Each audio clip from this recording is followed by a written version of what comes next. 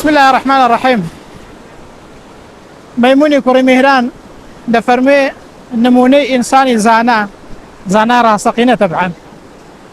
دفرمي لناو أوايدا وكو سرساوي كي صاف وظلال وشاقوايا أو سرساوي كدايبينين أو كان يكو سرساوي كا زور جوان وظلال وريكو بيكا دفرمي لناو أوايدا نموني إنساني زانا راسقينة وكو شوايا وكو كان يكي جوان وزلال وايا شون أو كانيا سود بخش بو آوائي إنساني زاناش بعلم زانياريكي آوا سود بخش لنا آوائي دا زانا إمام شافعي دا فرمي وكو روج وايا ياخد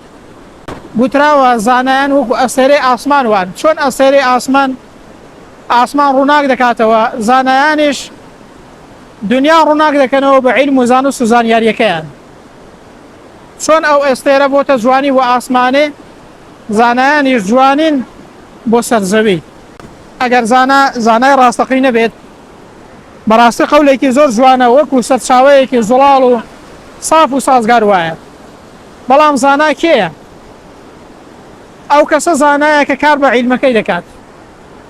ئەو کەسە زانایە کە ئیسلام بەکردەوە تەرجەمە دەکات لەناو ئاواییدا لەناو خەڵکدا نمونەیەکی جوانە بۆ ئیسلام و ئەو زانست و زانیاریە پێێتی بەکردەوە تەرجەمەی دەکات لە پێناوی خوای گەورەدا بانگەواز دەکات کانیەیەکی جوان و ساف و ڕێک و پێکە دامەزراوە وەکو ئەو چیانە ئەو کەسە زانایە ئەو کەسە ئەوەیە کە میلادگەری پێغەمبەرانە خوای گەورە بە لوتف و کەرەمی خۆی بنگێڕێت لەو کەسانە ئینشاءڵڵا ئامین یا ڕەبی ئامین یا خوا زانایان ڕێنماییکەری خەڵکن وانە یەکێک لە نیشانەکانی ئەستێرە ئەوەیە کە بەڕاستی هدایەتی خەڵک دەدەن ڕێنمونی خەڵک دەکەن صفەتی زاناش وایە کە ڕێنمونی خەڵک کاتی خۆی